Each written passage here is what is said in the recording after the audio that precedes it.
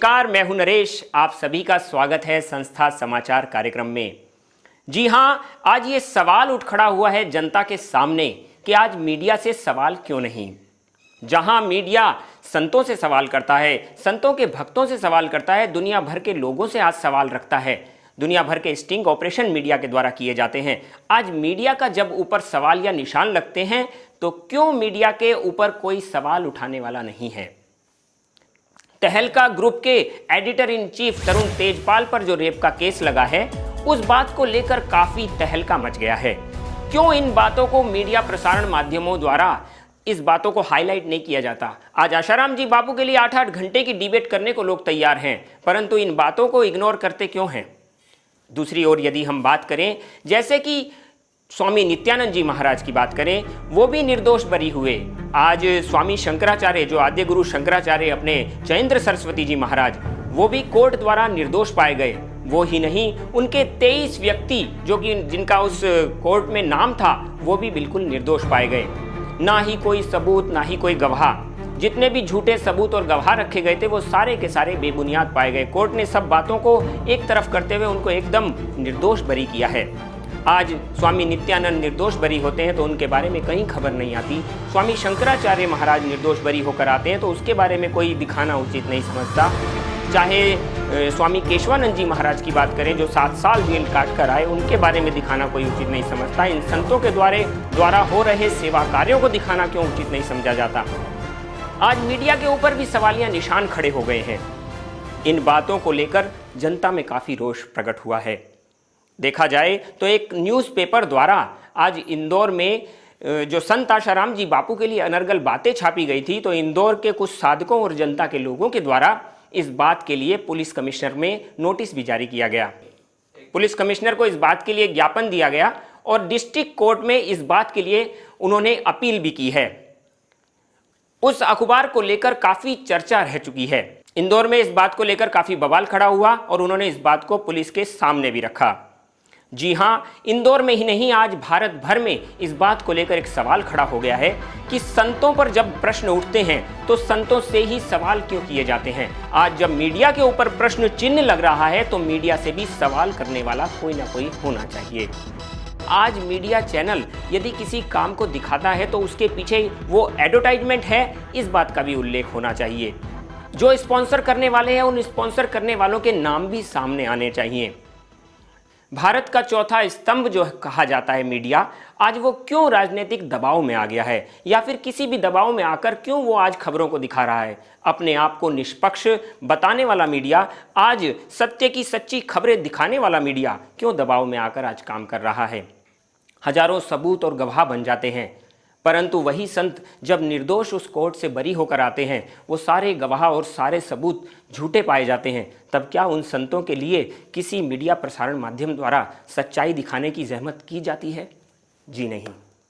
तो आज क्यों संतों के बारे में सच्चाई दिखाना मीडिया उचित नहीं समझ रहा? तो ये एक सवालिया निशान खड़ा हो गया है। उद्यमे नहि सिद्ध्यन्ति कार्याणि न मनोरथाः नहि सुषुप्तस्य सिंहस्य प्रविशन्ति मूर्खे मृगाः। ये शास्त्र का वचन भी सिद्ध होता है। उद्यम करने से ही कार्य की सिद्धि होती है। आप बैठे बैठे, यदि हम और आप घर बैठे बैठे इस बात को सोचें कि हम देश को परिवर्तित कर लेंगे तो शायद नहीं कर पाएंगे, परंतु यदि पुरुषार्थ करें तो हम अपने देश को सक्षम और सुदृढ़ बना पाएंगे। संतों का आदर, संस्कृति का आदर और सम्मान हम फिर से लौटा लाएंगे। आज हमारी संस्कृति को पूरे विश्व में सम्मान दिया जा रहा है और हम अपने ही भारत में उस संस्कृति को सम्मान नहीं दे पा रहे। अपने खेलों को, अपने देश की जो संस्कृति के साथ जुड़ी हुई परंपराओं को हम महत्व नहीं दे पा रहे। इसी बात को महत्व देते हुए संत आशाराम जी बापू ने इलाहाबाद कुंभ में कुश्ती का आयोजन किया था। उस कुश्ती का आयोजन करने में उन्होंने, जो कि पूरे एशिया में सबसे नंबर 1 कुश्ती का जो माहिर थे, उनको वहाँ बुलाया था। ऐसे कुश्ती के कार्यक्रम संत आशाराम जी बापू को करवाने की क्या आवश्यकता पड़ी कि कुश्ती करके तथा ऐसे व्यायाम आदि करके जब हमारे भारत के युवा सक्षम और सुदृढ़ बनेंगे तो हमारी भारतीय नारी, माँ, बहन, बेटी की रक्षा करने में भी वो सक्षम हो पाएंगे। सत्संग से अच्छे संस्कार तथा उनको शारीरिक युक्तियां बताकर, स्वस्थ रहने की कुंजियां बताकर तथा ऐसे कुश्ती जैसे खेलों को करवाकर अपने देश के युवाओं को समृद्ध और सशक्त बनाने वाले संत आशाराम जी बापू की कितनी दूरदर्शिता है। आज इस बात का भी सामने जनता के उल्लेख आया। संत आशाराम जी बापू आज केवल युवाओं को ही नहीं, युवतियों के लिए भी कई कार्यक्रम चलाते हैं, जिसमें महिला मंडल द्वारा कई सारे अभियान चलाए जाते हैं। ये कार्यक्रम युवतियों द्वारा ही चलाए जाते हैं और उनकी उन्नति और उनके विकास के लिए ध्यान, प्राणायाम, आसन और उनको संयम सदाचार की शिक्षाएं भी दी जाती हैं।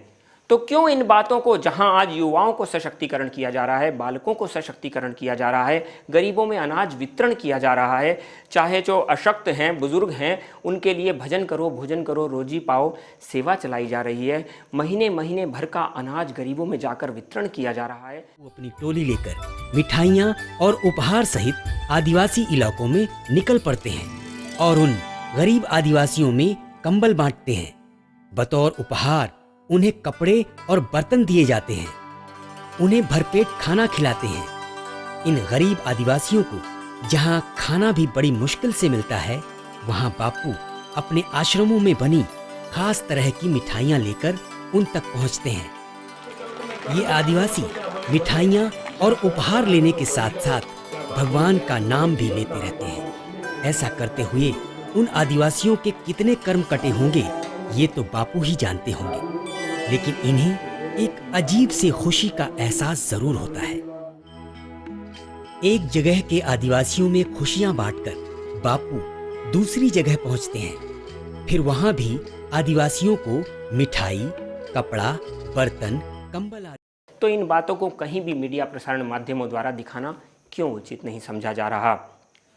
उसी इलाहाबाद के कार्यक्रम में, जो कि जगत गुरु आद्य शंकराचार्य जी, कांची कामकोटि के शंकराचार्य जी हैं, जयेंद्र सरस्वती जी, वो भी आए थे। जयेंद्र सरस्वती जी, आप बताइए कैसा आपको लग रहा है, यहाँ पे कुश्ती का आयोजन बापूजी ने किया लोगों के बीच में? ये पहलवान का काम राजा काल से आ रहा है।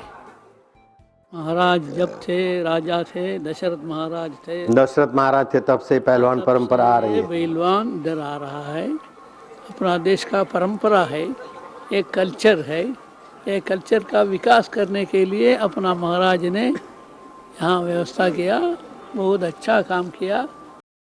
जी हाँ, जैसे आज मीडिया पर सवालिया निशान हो गए हैं, तहलका के जो संपादक, एडिटर इन चीफ जो हैं, उनके ऊपर सवालिया निशान खड़े हो गए हैं। आज इंदौर में जहां मीडिया के ऊपर केस करने के लिए पब्लिक तैयार हो रही है, जिस प्रकार से हम बात करें, संतों द्वारा समाज को मजबूत करने की जो कार्य क्षमताएँ की जा रही हैं, उनको कहीं दिखाने का प्रयास नहीं किया जा रहा, तो कहीं साम्राज्य को गुमराह करके किसी और दिशा में तो नहीं ले जाया जा रहा। ये एक चर्चा का विषय बन गया है। जो संत, जो महापुरुष आज देश को उन्नत करने के लिए लगे हैं, समाज को सशक्त करने के लिए लगे हैं, एकजुट करने के लिए लगे हैं, ऐसे 75 वर्षीय संत आशाराम जी बापू को भी आज सताने का जो प्रयास किया जा रहा है, वो काफ़ी निंदनीय है। और जनता इस विषय में जागरूक हो चुकी है, वो सच को जान रही है, वो जानती है कि सत्य क्या है और असत्य क्या है। इसीलिए जनता आज उठकर सामने आ रही है। आज एक जगह पर नहीं, भारत भर के कई इलाकों में तथा विश्व भर से आज जनता इन चैनलों पर केस करने के लिए तैयार है और चैनलों पर आकर बोलने वाले अनर्गल लोगों के ऊपर भी आज जनता केस कर रही है। कुछ लोगों के द्वारा संत आशाराम जी बापू को बदनाम करने का प्रयास किया गया। ऐसे प्रयास केवल अभी के नहीं थे, ये पहले से चले आ रहे हैं। जैसे कि नित्यानंद स्वामी को भी बदनाम करने का प्रयास किया गया, शंकराचार्य जी को बदनाम करने का प्रयास किया गया, स्वामी केशवानंद जी महाराज को बदनाम करने का प्रयास किया गया, परंतु वो सभी निर्दोष आए। कृपालू जी महाराज को करने का प्रयास किया गया, बदनाम करने का, तो वो भी निर्दोष पाए गए। ऐसे ही आज संत आशाराम जी बापू को जो ये प्रयास किया गया है, विहिप के प्रमुख अशोक सिंगल जी का इस बारे में कहना था। उन्होंने कहा कि संत आशाराम जी बापू को भी इसी परंपरा के अंतर्गत बदनाम करने का प्रयास किया जा रहा है।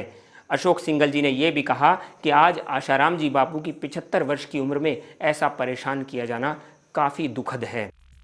अभी जो अपमान का जो हमारे सामने दृश्य आ रहा है, वो हमारे पूज्य बापू आशाराम बापू 80 वर्ष की उम्र है, किसी लड़की के ऊपर का रेप का चार्ज लगा करके उनको हमारे गिरफ्तार करते हो।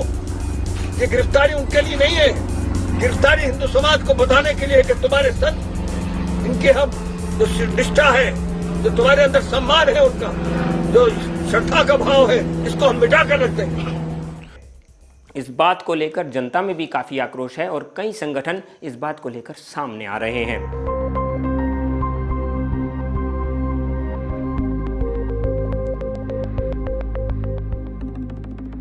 सच से जुड़ी खबरें हम लगातार आपको देते रहेंगे हमारे इसी कार्यक्रम संस्था समाचार में। तब तक के लिए इजाज़त दीजिए। नमस्कार।